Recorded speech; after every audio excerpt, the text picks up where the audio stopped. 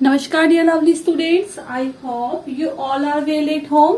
बेटा आज हम हमारा वही चैप्टर पढ़ रहे हैं, चैप्टर 3 होनहार बीरवान के होत चिकने पात। ओके, हमने कल की क्लास में पढ़ा था कि बच्चे आपस में गेम खेल रहे हैं जिसमें एक बच्चा क्या बना हुआ है, राजा बना हुआ है। ठीक है, जिसका नाम है चंद्रगुप्त और उन्हीं के बहुत सारे मित्र हैं, मित्र मंडली बैठी हुई है। उसी में से एक मित्र है जिसका नाम है विशाख, वो क्या बना हुआ है, मंत्री बना हुआ है। ठीक है, वो आपस में खेल रहे हैं और तभी वहां से चाणक्य जो है वो गुजरते हैं, एक ब्राह्मण है, तो वो उनके गेम को देखते रहते हैं और उनसे बहुत ज्यादा प्रभावित होते हैं और वो उनके पास जाते हैं। तो जो बच्चे हैं वो उन्हें भी अपने साथ खेलने के लिए आग्रह करते हैं, बट वो खेलते तो है उनके साथ, लेकिन वो खेल खेल में उनसे क्या मांगते हैं, एक गाय मांगते हैं। जब राजा उनसे कहते हैं, टीले पे बैठे हुए राजा, कि चलो मांगो, आपको हमसे क्या चाहिए, तो वो उनसे गाय मांगते हैं। तो वो कहता है चंद्रगुप्त की एक गाय क्या, आप तो 10 लीजिए, है ना। उनका ये कहना होता है कि हमारे यहाँ के जो संत हैं, साधु संत हैं या ब्राह्मण देवता है, उन्हें भी किसी तरह का कोई कष्ट नहीं होना चाहिए। तो वो उन्हें गौशाला के लिए कहते हैं कि आप गौशाला जाइए और वहां पे जो भी गाय आपको पसंद है आप ले लीजिए। तो वो चाणक्य कहते हैं कि नहीं, मैं तो सिर्फ एक ही गाय लूंगा। ठीक है, जो चाणक्य है वो नंद राजा के दरबार से अपमानित होकर आए हुए होते हैं और वो चाहते हैं कि मैं नंद से बदला लूं, और वो चंद्रगुप्त के साथ गेम खेलते हैं। अब देखो, वो गौशाला जाते हैं और जो चंद्रगुप्त है वो अपने एक मंत्री को उनके साथ भेजते हैं कि तुम जाकर इनकी क्या करो, हेल्प करो, है ना। अगर गाय लेने जा रहे हैं तो वो हेल्प करने के लिए कहते हैं और वो उनके साथ जाते हैं। ठीक है, अब हम आगे से पढ़ना शुरू करेंगे।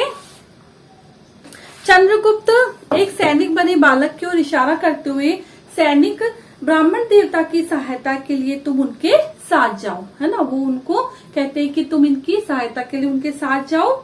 चाणक्य सैनिक बने बालक के साथ बाहर निकलते हैं। इसी बीच चंद्रगुप्त की माँ मूरा अपने पुत्र को ढूंढते हुए बरगद के वृक्ष के पास आती है ना। ये सारे लोग गेम खेल रहे होते हैं, तो चंद्रगुप्त की जो माँ है, क्या नाम है, माँ का नाम क्या है, मूरा। ओके, क्या नाम है माँ का, मूरा। वो उन्हें ढूंढती हुई वहां पर आती है, बरगद के पेड़ के वहां पर।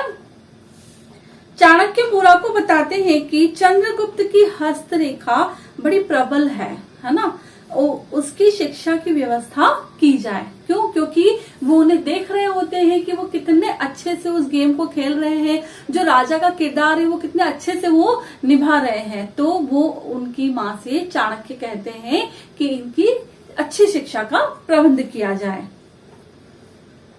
उसका भाग्य अवश्य चमकेगा। मूरा भी यही चाहती थी, है ना। वो कहते हैं, मतलब उनके कहने का ये मतलब होता है चाणक्य के, कि चंद्रगुप्त जो है वो बहुत भाग्यशाली है, बहुत बुद्धिमानी है ना। तो जब वो ये बात सुनती है तो वो माँ खुद भी यही चाहती है कि उनका बच्चा आगे जाकर ऐसा ही बने, कि पुत्र की शिक्षा दीक्षा की उचित व्यवस्था हो। परंतु वह बेबस थी। वो भी चाहते हैं कि भाई मेरा बेटा अच्छे से पढ़े लिखे, बट वो बेबस थी। क्यों बेबस थी? राजा नंद ने उसके पति को बंदी बना लिया था, है ना। वही राजा नंद जिसने चाणक्य को अपमानित करके वहां से निकाला था, उन्हीं राजा नंद ने क्या किया है, जो मूरा के पति हैं, है ना, जो मूरा के पति हैं, उनको, जो चंद्रगुप्त के पिताजी हैं, उनको क्या किया है, बंदी बना लिया है। चाणक्य की बातें सुनकर उनके मन में पुत्र के कुछ बनने की भावना का विश्वास फिर से जाग उठा। उसे लगा था कि, मूरा को लगा था, जो चंद्रगुप्त की माँ है, कि अब पिताजी तो है नहीं और बच्चे का भविष्य इतना अच्छा नहीं होगा जितना कि मैं चाहती हूँ। बट जब वो चाणक्य की बात सुनती है तो उसके मन में फिर से विश्वास जाग उठता है कि नहीं, मेरा बेटा भी आगे बढ़ सकता है।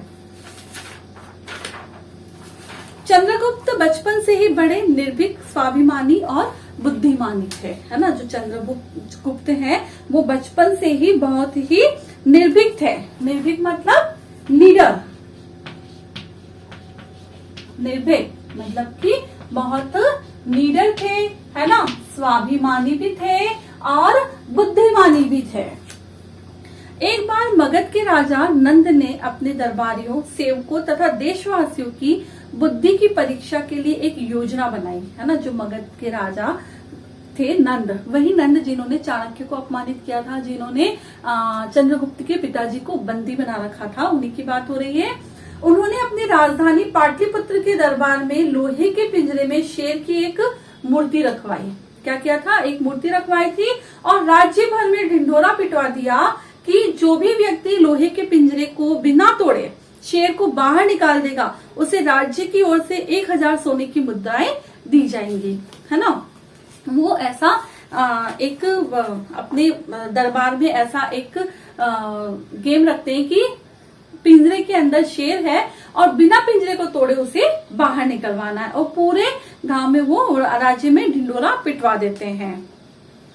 इस सूचना को सुनकर चंद्रगुप्त दरबार में पहुंचे। वहां जाकर उन्होंने पिंजरे में बंद शेर को अच्छी तरह देखा। दरबार के सभी लोग सिर नीचे किए हुए बैठे थे। बालक चंद्रगुप्त ने बड़े उत्साह से कहा, महाराज, मैं इस शेर को बाहर निकाल सकता हूँ, है ना। एक बड़ा सा शेर था, बहुत सारे लोग वहां पहुंचे थे, बट सब अपना मुंह झुकाकर बैठे थे, क्योंकि किसी को भी नहीं सूझ रहा था कि उस शेर को बिना पिंजरा तोड़े बाहर कैसे निकाले। बट चंद्रगुप्त वहां गया, उसने ध्यान से पहले उसे देखा और उसने निर्णय ले लिया कि मैं इसे बाहर निकाल सकता हूँ। बालक चंद्रगुप्त ने बड़े उत्साह से कहा, महाराज, मैं इस शेर को बाहर निकाल सकता हूँ। सभी दरबारी उस बालक की ओर आश्चर्य से देखने लगे। क्यों? क्योंकि आश्चर्य तो हो गई, जब सब नहीं निकाल पा रहे तो चंद्रगुप्त कैसे निकाल पा रहा है। राजा नंद को भी बड़ा आश्चर्य हुआ। चंद्रगुप्त ने पुनः कहा, महाराज, मुझे शेर को बाहर निकालने की आज्ञा दे, है ना। महाराज को भी मतलब आश्चर्य हुआ कि जब ये इतने सारे धुरंधर बैठे हैं, इतने सारे लोग बैठे हैं, कोई नहीं निकाल पा रहा है, तो ये चंद्रगुप्त कैसे निकालेगा। उन्हें भी आश्चर्य होता है। राजा नंद ने कहा, ठीक है, निकालो शेर को पिंजरे के बाहर। ध्यान रहे तुम पिंजरा नहीं खोल सकते, है ना। अब राजा उन्हें आज्ञा तो दे देता है, लेकिन कहता है कि चलो शेर को निकालो, बट पिंजरा नहीं तोड़ना है। चंद्रगुप्त बोले, ठीक है महाराज, परंतु इस कार्य के लिए मुझे एक जलते हुए दीपक की आवश्यकता है ना। वो एक दीपक मांगते हैं। राजा नंद के आदेश पर जलता हुआ एक दीपक दरबार में मंगवाया गया। चंद्रगुप्त ने सलाखों के बीच से दीपक को शेर के पास रखा। मोम का बना हुआ शेर पिघलने लगा, है ना। क्यों? उसने यह निर्णय लिया, उसे पता था कि उसने पहचान लिया था कि जो शेर है वो मोम का बना हुआ है, और दीपक को जैसे ही उसने पास में रखा तो वो मोम धीरे धीरे पिघलने लग गया था। मतलब कितनी बुद्धिमानी थी उनमें। उसकी बुद्धिमानी देखकर सभी हैरान हो गए, है ना। सब बहुत ज्यादा हैरान हो गए। राजा नंद ने उसकी प्रशंसा करते हुए उसे 1000 सोने की मुद्राएं दी और वो उसकी मनचाही मांग के विषय में पूछा। अब राजा नंद खुश हो गए कि ये तो बड़ा बुद्धिमानी है, मतलब कोई भी इस शेर को बाहर नहीं निकाल पाया, बट इसने अपनी बुद्धिमानी से दीपक से उस शेर को पिघला दिया। तो पहले तो वो उसे 1000 सोने की मुद्राएं देते हैं और उसके बाद वो उससे पूछते हैं कि तुम्हारी और क्या इच्छा है और क्या तुम्हें चाहिए। चंद्रगुप्त ने मनचाही मांग के रूप में अपने पिता को बंदी गृह से मुक्त कराया, है ना। उसके जो पिताजी थे वो बंदी गृह में थे, है ना। बंदी गृह मतलब कारागार, है ना। कारागार में थे, जेल में थे। तो उसने क्या कहा कि मेरे पिताजी को जेल से, कारागार से बाहर निकाल दो। यही उसकी इच्छा थी। बचपन से ही बुद्धिमानी और साहस दिखाने के कारण उनके लिए यह कहना सही होगा कि होनहार वीरवान के होत चिकने पात, इसीलिए इस चैप्टर का नाम यही रखा गया है। वही बुद्धिमान, तेजस्वी, न्यायप्रिय चंद्रगुप्त काफी समय तक मगध के सम्राट रहे। चाणक्य उनके महामंत्री बने। चंद्रगुप्त ने शासन काल में प्रजा सुखी, संपन्न एवं सुसमृद्ध थी, है ना। जब उनका शासन काल था तो जो पूरी प्रजा थी वो बहुत ज्यादा सुखी थी, संपन्न थी और सुसमृद्ध थी, मतलब कि अत्यधिक संपन्न थी। वहां पर गरीबी नहीं थी। ज्ञान विज्ञान वाणिज्य और विभिन्न कलाओं की उन्नति हुई, है ना। वहां पे पढ़ाई से रिलेटेड भी उन्नति हुई, ज्ञान विज्ञान की, वाणिज्य की, वाणिज्य मतलब व्यापार, व्यापार भी वहां के लोगों का काफी अच्छा चलता था और ये सारी चीजें वहां पर बहुत अच्छे से चलने लगी। तो देखा चंद्रगुप्त ने अपनी बुद्धिमानी से कैसे शेर को पिंजरे से बाहर निकाला और बंदी गृह से अपने पिताजी को भी छुड़वा दिया। तो बेटा बहुत अच्छा चैप्टर है, इससे हमें यही सीख मिलती है कि हमें हमारी बुद्धिमानी से काम करना चाहिए। इतने बड़े बड़े लोग वहां पर बैठे हुए थे, बट किसी ने यह नहीं सोचा कि ये शेर मोम का है, इसे पिघाल दे, लेकिन चंद्रगुप्त ने ही ऐसा सोचा। तो बेटा आई होप ये चैप्टर आप सबको अच्छे से समझ आ गया होगा। आप इसे एक बार पूरा रीड करिएगा, आप इसे समझ जाएंगे। Okay, thank you and have a nice day.